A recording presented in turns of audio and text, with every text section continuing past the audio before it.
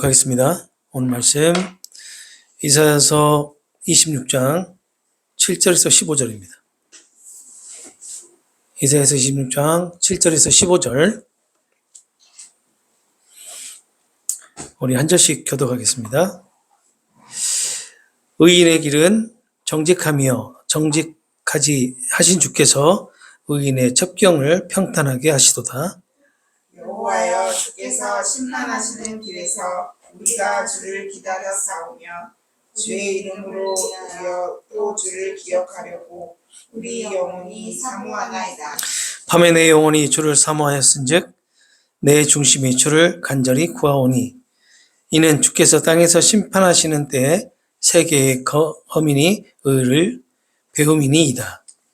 악인은 은총을 입을지라도 의를 배우지 아니하며 정직한 자의 땅에서 불의를 행하지 여호와의 위엄을 돌아보지 아니하는도다. 여호와여, 주의 손이 높이 들릴지라도 그들이 보지 아니하오나 백성을 위하여는 주의 열성을 보며 부끄러워할 것이라. 불이 주의 대적들을 사르리이다. 여호와여, 주께서 우리를 위하여 평강을 베푸시오리니 주께서 우리의 모든 일로 우리를 위하여 이루심이니이다. 여호와 우리 하나님이시여, 주 외에 다른 주들이 우리를 가난하였사오니 우리는 주만 의지하고 주의 이름을 부르리이다. 그들은 죽었은즉 다시 살지 못하겠고 사망하였은즉 일어나지 못할 것이니 이는 주께서 벌하여 그들을 멸하사 그들의 모든 기업을 없이 하셨으니이다. 함께 읽겠습니다. 여호와여, 주께서 이 나라를 더 크게 하셨고 이 나라를 더 크게 하셨사온 스스로 영광을 얻으시고 이 땅의 모든 경계를 확장하셨나이다. 아멘. 자, 우리가 지금 이사야서를 지금 알아보고 있는데요. 우리가 지금 하나님의 승리에 대한 큰 주제 아래서 지금 26장부터 시작되는 하나님을 찬양하는 시를 우리가 지금 계속해서 알아보고 있습니다.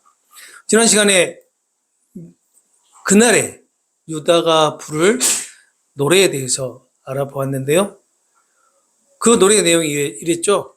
예루살렘은 견고한 도성이 되고 또 하나님께서 친히 성벽과 방어벽이 되어주셔서 우리를 구원하셨다라는 그런 찬양이었어요. 이 찬양의 의미가 뭐예요? 유다가 다시 회복될 것이다 라는 그런 내용이었습니다.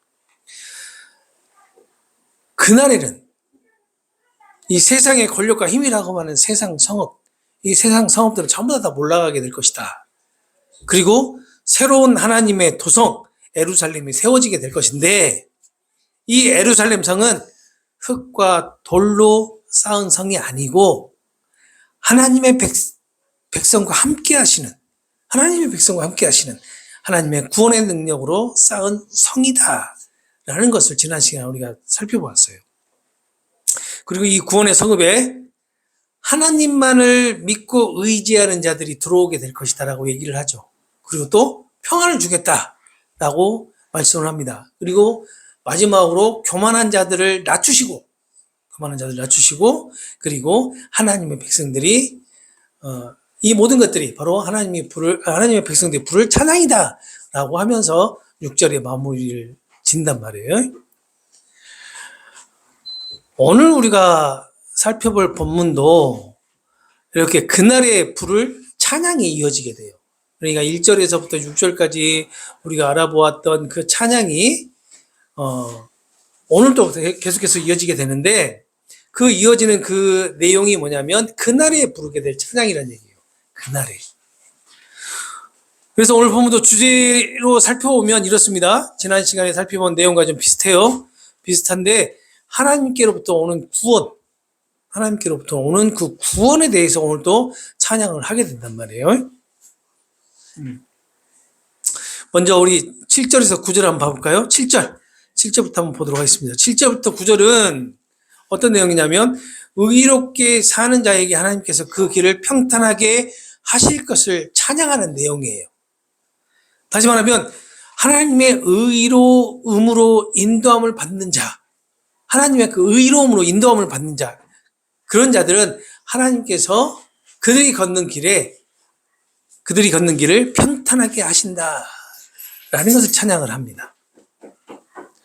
7절을 보게 되면 의인의 길은 곱게 뻗어 있고 또 그것은 의로우신 하나님께서 의인에게는 항상 평탄한 길을 활짝 열어주시기 때문이다 라고 얘기를 하고 있어요. 여기서 의인의 길은 무엇일까를 살펴봤더니 6절에서 우리 빈궁한 자와 곰핍한 자가 나오게 되죠. 바로 그 빈궁한 자와 곰핍한 자가 걷게 될 길을 의미합니다. 그러니까 교만한 자들의 교만한 성들을 전부 다 무너뜨리시고 먼지가 되게 하셔서 이 궁핍한 자와 곰핍한 자가 어떻게 한다고 했어요? 그 성 위를 걷게 하시겠다라는 내용이 6절 내용이었단 말이에요. 이것을 좀 더 쉽게 풀어보면 어떻게 돼요? 하나님의 백성, 구원받은 백성들이 그 세상 성읍이라고 하는 세상 나라에서부터 해방이 되고 또 그들을 짓밟게 되는 그런 날이다라고 살펴보았었잖아요. 바로 그 자들이 바로 어떻게 보면 하나님께 구원받은 의인들을 얘기하고 하는 거라고 볼 수가 있죠. 그래서 그 의인들이 가는 길, 그 길이 곱고 평탄한 하나님이 축복하시는 길이다라는 것을 의미해요. 사실 있잖아요. 의인의 길이, 의인으로 칭함을 받는 사람들의 길이 항상 곱고 평탄할 수는 없잖아요. 그렇죠? 오르막도 있고 내리막도 있고. 이 너무나 많은 일들이 일어나는 그런 삶 속에 살아가기 때문에 평탄한 삶이라고 볼 수가 없잖아요. 그렇지만 하나님의 축복 가운데 인도하시는 그 의인의 길은 이렇게 우리의 삶과는 상관없이 우리의 변화무쌍한 그런 일들과는 상관없이 항상 곱고 평탄한 길이다라는 것을 의미하는 거죠. 하나님께서 우리를 인도하시는데 우리의 현실은 아니지만 우리는 이렇게 하나님의 축복 가운데 살아가고 있다는 것을 말씀하고 있는 겁니다. 자, 우리가요, 하나님의 축복 가운데 살아가고 있기 때문에 그렇게 변화무쌍한 이러한 삶 가운데서도 우리가 어떻게 해요? 평안함을 느끼고 평안을 누리게 되는 거예요. 세상 사람들은 어때요? 그 변화무쌍함에 항상 반응을 하게 되죠. 그래서 힘들어요. 그리고 스스로를 지켜야 되고 스스로를 책임져야 되는 그런 책임감 때문에 압박감과 중압감 때문에 더욱더 무거운 짐을 어깨에 짊어지고 사는 것과 같은 거죠. 그런데 이렇게 하나님께서 우리에게 축복해 주셔서 이런 평탄한 길을 주신다는 그런 의미가 뭐냐면 그런 어깨에 짊어지고 있는 우리의 짐을 하나씩 내려놓게 하신다는 얘기가 되겠죠. 그래서 축복의 길이고 평탄한 길인 거예요. 또 8절 보니까 이렇네요. 하나님이시여 진실로 우리는 하나님의 율법을 따르겠고 하나님의 율법이 뭐예요? 하나님의 뜻을 따르겠고 하나님만을 의지하고 바라보겠습니다 라고 한단 말이에요. 우리가 하나님의 거룩한 이름을 부르고 하나님만을 간절히 사모하겠습니다 라고 이 유다 백성들이 이렇게 고백을 한다는 겁니다. 자, 유다가 어땠어요? 하나님의 율법, 하나님의 뜻을 따랐나요? 멸망하기 전에, 포로로 끌려가기 전에. 그러지 않았죠? 하나님만을 의지했나요? 아니죠. 우상 숭배했잖아요.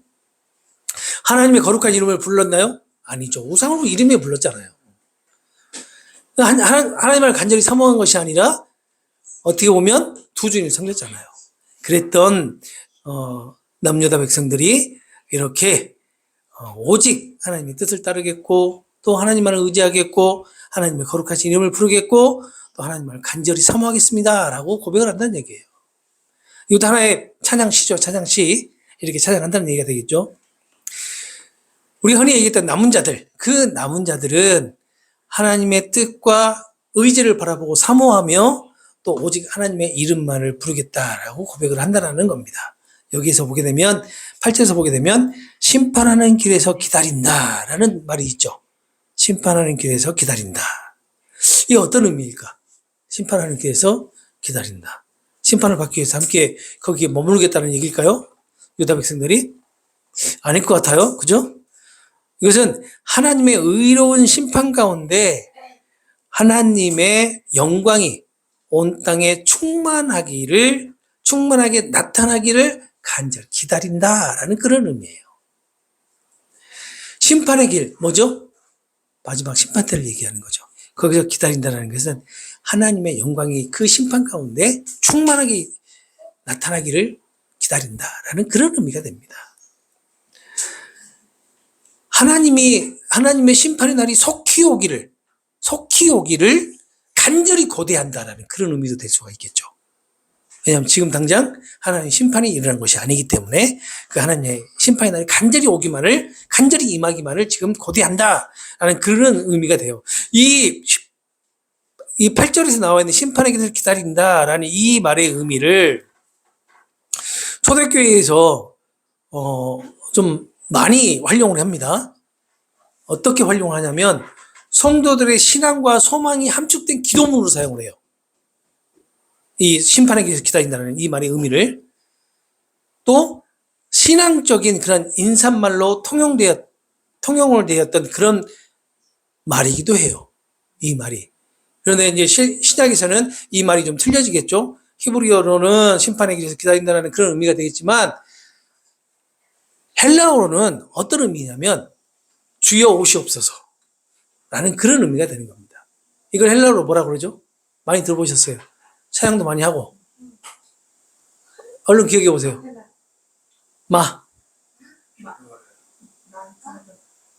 집사님은?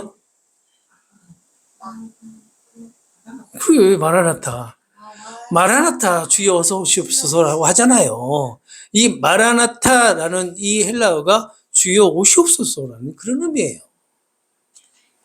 그러니까 지금 남유다의 백성들이 하나님의 구원을 받아서 심판의 길에서 기다린다. 하나님의 영광이 충만하게 나타나기를 기다린다라는 그 말의 의미가 신약에서는 마라나타라는 그런 의미예요. 주여 어서 오시옵소서. 왜요? 신약의 성도들도 어땠어요? 전부 다 종말론적인 그런 삶을 살았잖아요. 자기 때, 신약의 때에 종말이 와서 나를 구원해 주실 예수님이 오실 거라고 생각을 했잖아요. 그리고 오늘날에는 어때요? 오늘날에도 똑같이? 근데 그러진 않는 것 같아요. 우리는 예수님 어서 오십시오라고는 하지, 물론 그렇게 하시는 분도 있지만, 나 때에 종말이 올 거라고는 그런 생각을 하시는 분들이 거의 없을 것 같아요. 그러죠? 그래요. 그렇게 나 때에 종말이 올 거라고 생각하세요? 마지막 때인 길이 한갑네요. 아마 거의 없으신 것 같아요. 그래도 우리는 언제나 예수님께서 다시 오실 날을 기다리고 있죠. 그것이 우리가 소망하는 거 아니겠어요?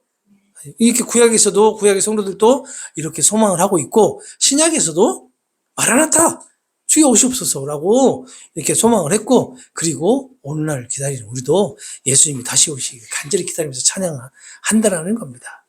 그래서 우리도 마라나타, 주 예수여 어서 오시옵소서라고 찬양하잖아요.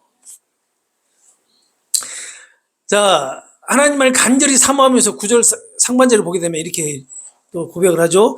내 영혼이 그 어두운 밤에도 하나님을 갈망하고, 또 내 마음이 밝은 아침에도 여전히 하나님을 사모하는 것은 왜 이렇게 사모하고 갈망하느냐?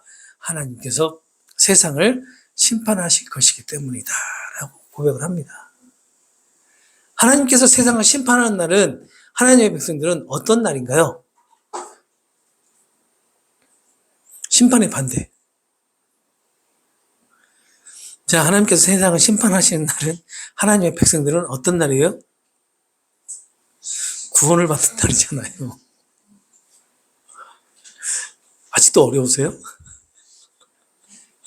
자, 하나님이 이 세상을 심판하신다. 그러면 반대로 하나님의 백성들은 구원을 받는 날이잖아요. 마지막 날 항상 우리가 생각해 보세요. 하나님의 심판은, 우리가 의미하면 하나님의 심판의 날은 마지막 날을 의미하잖아요. 그럼 마지막 날에는 하나님의 백성들은 어떻게 돼요? 의롭다 칭함을 받은 사람들은 다 구원을 받잖아요. 그렇죠? 이제 이해가 되십니까? 세상에 도덕적 이해가 안 되세요? 됩니다. 네. 자, 그러면서 9절 하반절부터 11절까지는요, 하나님을 간절히 바라는 이유에 대해서 설명을 해요.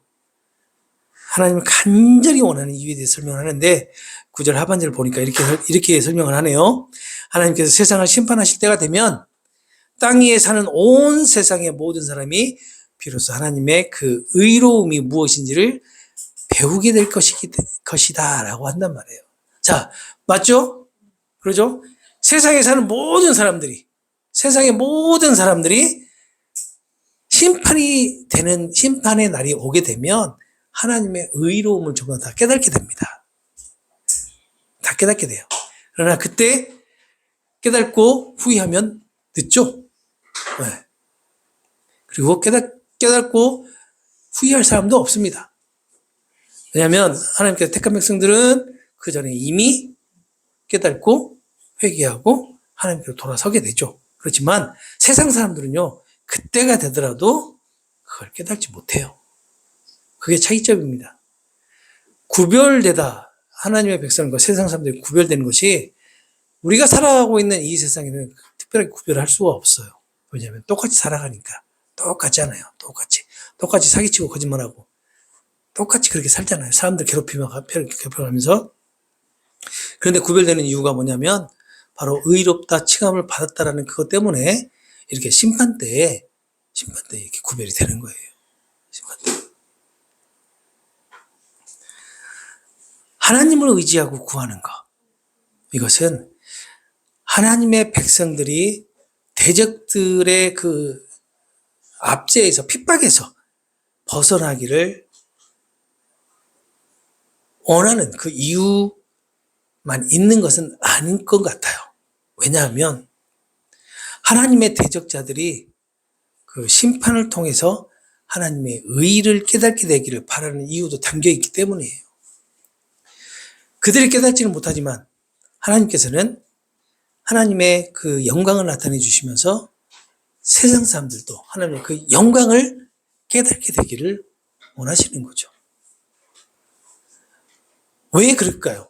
이 세상에 하나님의 영광을 나타내 보이시기 위해서 그렇습니다. 이미 하나님의 백성들은 하나님의 영광을 알고 있죠. 왜냐하면 이 세상, 정말 지옥과 같은 이 세상을 살아가지만 그 지옥과 같은 이 세상 속에서도 하나님의 영광을 보고 그 영광을 바라보며 소망하며 살아가기 때문에.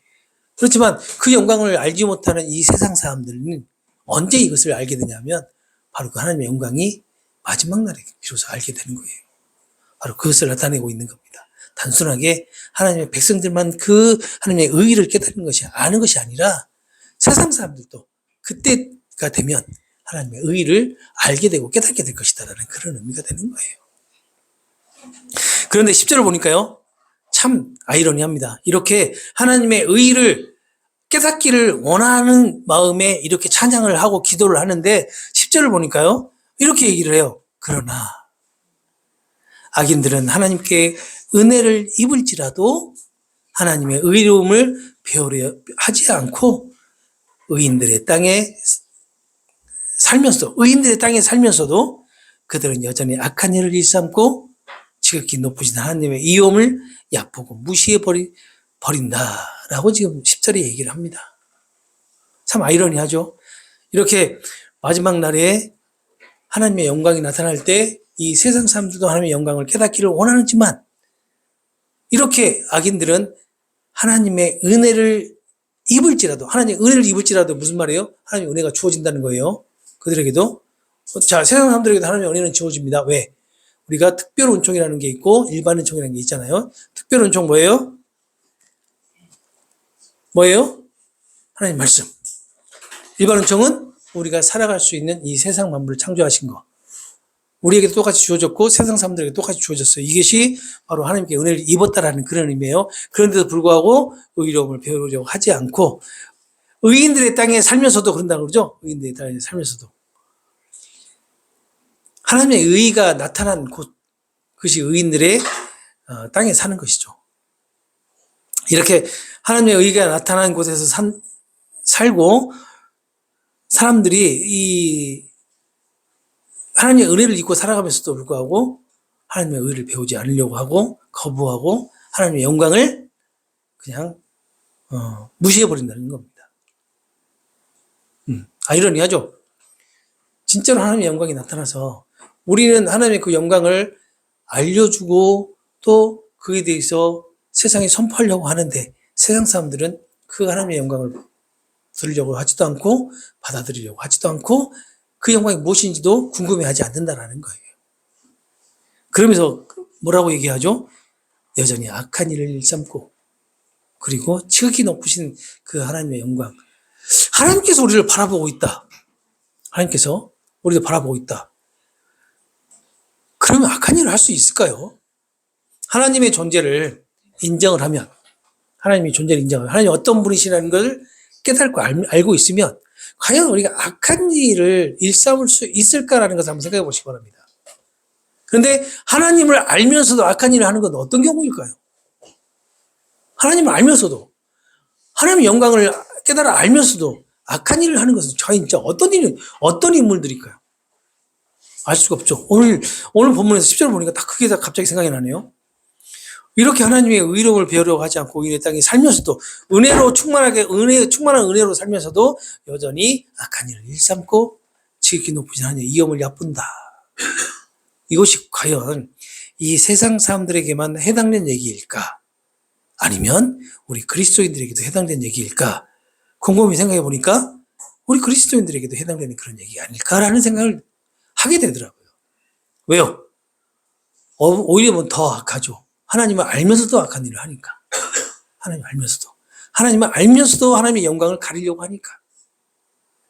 그 모든 악한 행동들을 아무 꺼리낌 없이 하고 있으니까. 왜? 구원받았다라고 하는 그러한 이유 하나로. 근데 아무리 생각해봐도 정말 구원을 받았다라고 하는 그런 확신이 가지고 있다면 그런 삶을 살지 못할 것 같아요. 그런 삶을. 우리 안에서 그것을 용납하지 못할 것 같아요. 이것이 하나님께서 우리에게 예수님을 통해서 예수님의 형상으로 바꾸어 가시겠다라고 하는 그러한 말씀의 내용이지 않겠느냐. 물론 우리가 바뀌지는 않는다라고 생각을 하죠. 그렇지만 우리의 안에서 우리의 이성과 가치관 그리고 우리 생각이 바뀌어가는 거예요. 아, 내가 그러면 안 되는데. 하나님의 사람으로서. 그러면서 그런 삶을 살아요. 그러면서도 계속 이것을 깨달아요. 그러면 안 되는데. 그나마 그것도 없는 사람들은 어떻게 돼요? 나는 구원받았으니까 나는 모든 죄를 지어도 괜찮아. 라고 하는 그런 방종주의, 방종.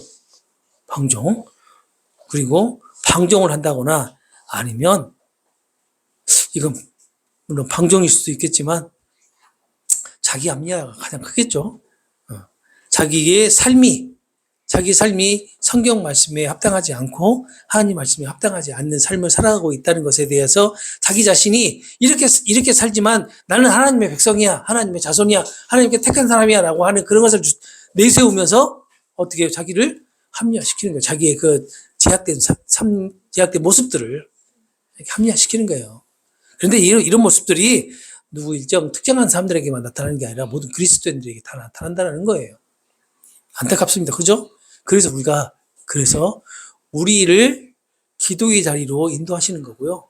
그래서 성령께서 탄식함으로 기도하시는 거예요. 그리고 예수님께서 하나님 보좌 우편에서 우리를 위해서 하나님께 중보하시는 거예요. 그래서 11절 보니까 또 이러네요. 하나님께서 악인들을 치려고 손을 높이 드셨지만 그들은 전혀 알지 못한다라고 합니다. 그렇지만 하나님께서 하나님의 백성들을 얼마나 사랑하시는지를 그들에게 보여주셔서 그들을 부끄럽게 만드시고 또 그런 후에 하나님께서 하늘에 불을 내려서 하나님의 모든 원수를 모조리 태워버리소서라고 찬양을 한단 말이에요. 하나님의 백성들을 얼마만큼 사랑하시는지를 나타내셔가지고 그 사랑을 보고 이 세상 사람들이 부끄럽게 만들어주소서라고 하는 거예요. 그런 후에 하나님의 원수들을 모두 태워달라라고 하는데 그 11절을 보게 되면 하나님의 높이 들린 손이 있죠. 하나님의 높이 들린 손이라는 말이 있는데 이 말은 뭐냐면 지금 일하고 계신 하나님의 능력을 상징합니다. 지금 일하고 있는 하나님의 능력. 악인들은 임박한 심판이 그들의 머리에 있음에도 불구하고 그 심판을 알지 못하고 보지 못하고 듣지 못하고 깨닫지 못한다라는 거예요.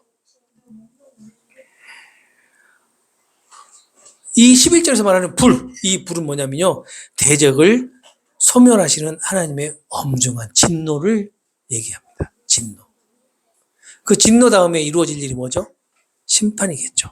심판.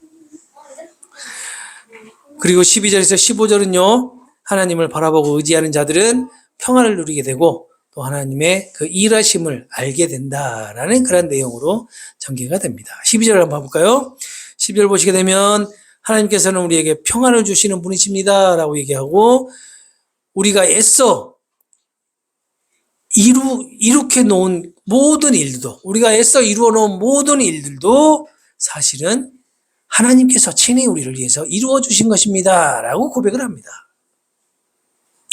그러면서 13절을 보게 되니까 여호와 우리 하나님이시여, 이제까지 우리가 다른 통치자들의 지배를 받아왔지만 이제부터는 우리가 항상 하나님만을 의지하고 하나님의 이름만을 부르겠습니다 라고 얘기를 한단 말이에요.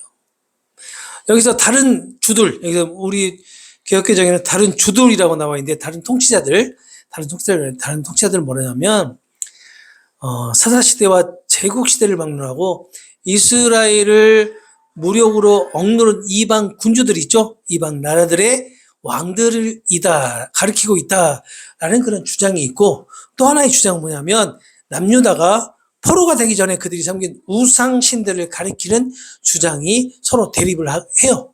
서로 주장을 합니다. 그러니까 이스라엘을 괴롭혔던 이방 나라의 왕들일 것이다. 그리고 아니다, 이것은 남유다의 마지막 포로로 끌려가기 전에 섬겼던 우상들을 얘기하는 것이다 라는 그런 주장들이겠죠. 물론 이방 왕들을 가리키는 주장이 좀 더 우세하기는 해요. 서로 학문적으로 신학자들은 서로 이렇게 얘기를 하는데, 저는 남유다가 섬기는 그 우상 신들에게 더 무게를 두어 이 본문을 해석을 했어요. 오히려 왕들보다는 남유다가 우상을 숭배했던 그 신들이 많단 말이에요. 그 신들일 것이다 라는 그게 무게를 두고 해석을 했다는 겁니다. 그래서 계속해서 보게 되면 그들은 죽었으므로 다시 살아나지 못할 것이고, 자, 누가요? 그 우상들이, 남유다가 섬겼던 그 우상들이, 물론 남유다를, 이스라엘을 괴롭혔던 이방 나라의 왕들도 되겠죠. 그들은 죽었으니까 다시 살아나지 못할 겁니다. 그러죠? 이미 죽은 자들은 다시 살아나지 못할 것입니다 라고 얘기를 하고, 그리고 하나님께서는 그들을 벌하여서 그들에 대한 모든 기억을 이 세상에서 완전히 지워버릴 것입니다 라고 얘기를 하고 있어요. 물론 그 하나님의 심판을 받아서 멸망을 했던 왕들의 이름이 이 세상에서 지워진 것도 사실이고요. 그리고 하나님께서 그들이 섬겼던 신들, 그 이방 나라들이 열방의 나라들의 왕들이 섬겼던 신들과 싸워서 이기심으로 그 신들이 전부 다 멸망을 하게 됐을 때, 그 신들 역시 마찬가지 이 세상 사람들에게 그 기억에서 완전히 지워버리게 되거든요. 바로 이제 그런 의미여서 저는 여기서 말하는 다른 신들, 주들이라고 표현했던 이 표현이, 물론 열방의 나라의 왕들도 이게 포함되겠지만 저는 남유다가 섬긴 우상들에게 좀 더 무게를 두었다라는 것입니다. 여기서 말하는 그들은 이 세상을 대표하는 세상 나라 왕들, 그리고 이 세상의 통치를 통치하고 있었던 바로 우상들을 의미하는 것이다라는 것을 다시 한번 말씀드리고, 하나님의 진노에 의한 그런 심판은 이렇게 세상의 권력과 힘을 상징했던 모든 것들에 대한 우리 안에 그 기억들조차도 모두 사라지게 할 것이다 라는 것을 의미하고 있습니다. 사실 우리 안에 기억으로 남고 있는 이 세상의 권력과 힘, 이건 정말 강력합니다. 정말 강력해요. 그래서 이 세상의 권력, 지금 우리가 청문회를 많이 보는데 청문회를 보게 되면 정말 권력이라는 게 무섭잖아요. 그 권력을 잡기 위해서 상식에서 벗어난 그런 모습들을 보여주잖아요. 그죠? 얼마나 그 위대합니까? 이것이요, 우리 안에 그 기억 속에서, 메모리 속에서 지워진다는 게 그렇게 쉽지 않다라는 거예요. 그러나 하나님께서는 그 하나님의 진노에 의한 심판을 통해서 바로 이러한 것들을 모두 지워버리시겠다라고 얘기를 합니다. 지워버리시겠다. 그러면서 15절을 보시게 되면 여호와 하나님께서 이 나라와 이 민족을 크게 만드셨고, 이 나라와 이 민족이 어디예요? 남유다예요. 다시 회복이 되는 남유다. 더욱 크게 사방으로 지경을 넓게 해주셨다. 더 넓게 해주셨죠. 그래서 하나님께서는 하나님의 권세와 영광을 온 세상에 크게 떨치셨다라고 찬양을 합니다. 여기서 하나님의 나라를 더 크게 확장시켜 주셨다라고 얘기를 하고 있는데, 나라를 더 크게 했다라는 이 말은 하나님의 축복으로 그 나라가 번성을 하고 또 국토, 영토가 더욱 확장됨을 뜻하고 있는 것이기도 한데요. 아마 이 말씀은요, 이스라엘의 그 역사 가운데에서, 역사 속에서 가장 넓은 그리고 가장 강력한 그런 세력을 형성했던 아마 다윗 왕조와 솔로몬 왕조 그 시대를 회고하는 그러한 의미인 것 같아요. 사실 남유다, 이스라엘, 남유다가 아니라 이스라엘이라고 합시다. 이스라엘이 가장 강력한 그런 나라였을 때가 언제냐면 다윗 왕 때하고 솔로몬 왕 때예요. 솔로몬 왕이 죽고 난 다음에 어떻게 되죠? 분열 왕국이 되죠. 10개의 지파는 북이스라엘로, 2개 지파는 남유다로 이렇게 남게 되잖아요. 그때부터 어떻게 돼요? 이스라엘은 서서히 망하게 되는 길에 들어서게 되죠. 그러고 난 다음에 북이스라엘이 멸망을 하고, 아수르에서 멸망을 하고, 그리고 200년 후에 남유다가 바벨론에서 멸망을 하게 되잖아요. 그래서 아마 이렇게 그 나라를 더 크게 했다라는 것을 보니까 이것이 아마 다윗 왕조 때와 솔로몬 왕조 때를 회고를 하면서 찬양했던 시가 아니었을까라고 이제 상상을 해보는 겁니다. 이렇게 오늘도 우리가 하나님의 승리라고 하는 큰 주제 안에 하나님을 찬양하는 내용을 살펴보았어요. 결국 하나님의 승리하심은요, 하나님만을 의지하고 하나님만을 내 그 이름만, 하나님의 이름만을 부르겠다라는 고백과 찬양으로 인도한다라는 것을 우리가 알게 되었습니다. 오늘 본문을 통해서 과연 우리 삶 속에서 하나님께서 그 인도하시는 그 의로운 길을 따라가고 있는지, 우리가 하나님만을 의지하면서 하나님의 이름만을 부르고 있는가를 다시 한번 묵상해 볼 필요가 있다라는 그런 생각이 듭니다. 여러분은 어떻게 생각하세요? 하나님의 인도하시는 의로운 길을 따라가고 있습니까? 하나님만을 의지하고 계신가요?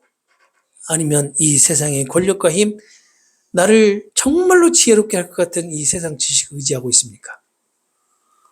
대답 안 해도 알고 있습니다. 대답 안 하셔도 됩니다.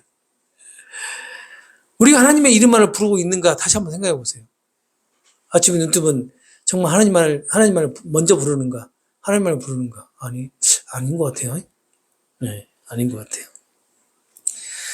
하나님께서 주신 평화와 은혜를 기억하면서 우리에게 항상 하나님께서 평화와 은혜를 주시잖아요. 넘치도록 주신단 말이에요. 그런데 우리는 항상 결핍하죠. 항상 부족하죠. 왜 그럴까요? 온전히 하나님만을 의지하지 못하기 때문에, 이 세상을 의지하기 때문에 이 세상에 보이는 것으로는 이 결핍이, 아니 이 충만함이 보이질 않아요. 그래서 항상 결핍으로 우리에게 다가오는 겁니다. 근데 이것도 알아요. 이 세상 것으로는 우리가 원하고 우리가 바라는 것들을 충만하게 채울 수 없다는 것도 알아요. 그런데도 불구하고 어떻게 해요? 계속 이 세상을 바라보게 된단 말이에요. 이게 오늘 말씀에서 주어지는 메시지예요. 우리의 모든 일들이 하나님께서 이루어 주신 것임을 인정하고 있나요? 우리 하루의 삶을 한번 잘 돌아보세요. 진짜로 인정하고 있어요? 저런 교만한 대답도 해요. 그러다가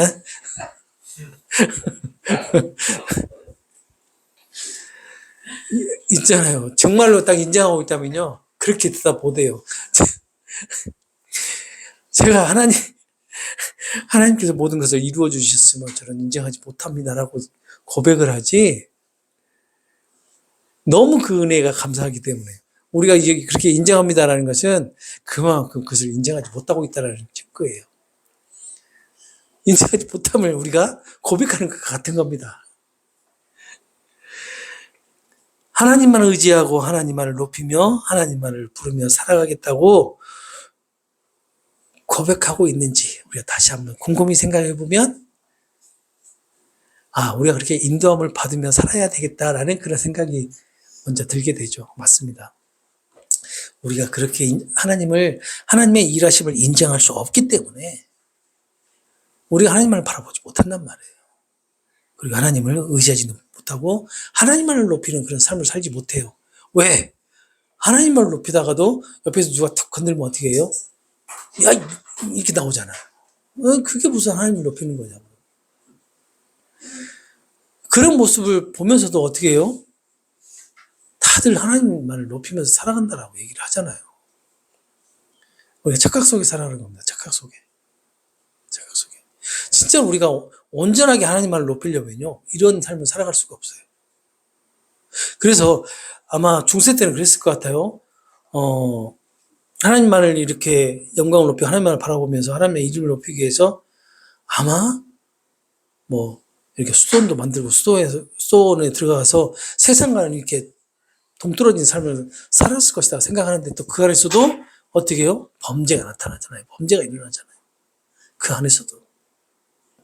그러니 사실 세상과 등치고 세상과 동떨어져 살겠다라고 하는 사람들 중들하고 똑같이 절에 들어가서 사는 거하고. 근데 그 안에서도 죄악된 모습들이 나타나잖아요. 그래서 우리는요, 그러한 삶을 살아갈 수 없기 때문에 성령의 도우심으로 그런 삶을 살아가도록 인도함을 받는 거예요. 우리의 그리스도인의 삶을 살아가면서 하나씩 우리의 삶, 우리의 생각, 우리의 이성, 우리의 가치관이 변해가면서 그렇게 인도함을 받는 겁니다. 그런데 마치 있잖아요. 내게 모든 게 다 이루어진 그냥 살아가는 사람들이 그리스도인이 너무나 많아요. 근데 그 보여지는 모습은요, 정말 추악한 모습이에요. 추악한 모습. 그래서 예수님이 우리를 위해서 십자가에 달리신 겁니다. 그리고 지금도 우리를 위해서 하나님 보좌 우편에서 중보하고 계시는 거고요. 자, 오늘은 여기까지 하겠습니다. 오늘 여기까지 하고 또 다음 주에 또 다른 내용이랑 똑같은 내용인데 또 좀 더 재밌는 이야기로 함께 또 말씀을 나누도록 하겠습니다.